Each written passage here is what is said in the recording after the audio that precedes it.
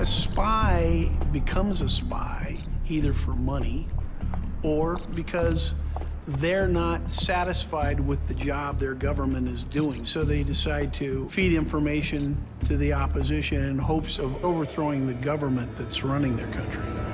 Polonium-210 is a dangerous radiation poison. It takes several days for someone to die, which allows the person who administers it to get away.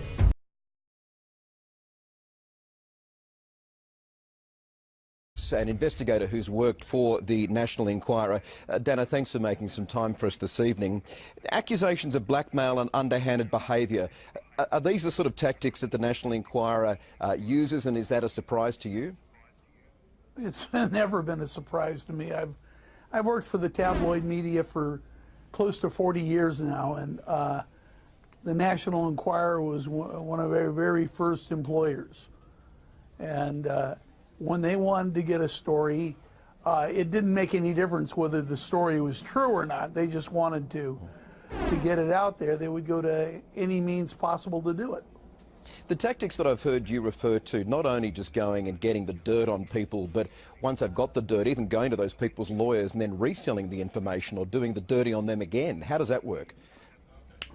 Well, they had two ways of operating. One is, if they wanted that particular story, they would make sure they got an exclusive by locking the story up. The other thing was, sometimes they wanted to keep the story out of the press and keep other people from doing the story, so they did a thing called catch and kill.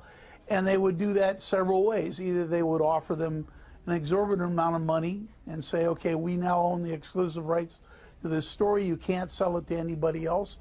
And if the person refused to do it, then they would turn to tactics of getting embarrassing stories on them and say, look, if you don't cooperate with us, you know, we're going to do this to you. And generally, people would cave. That particular attitude has changed over the years, and people are now don't seem to really care whether they're in the tabloids. Well, that would seem to be the tactic behind Bezos at the moment. Are you surprised how public he has become in revealing what they've tried to do to him, the blackmail against him? No, I'm not surprised.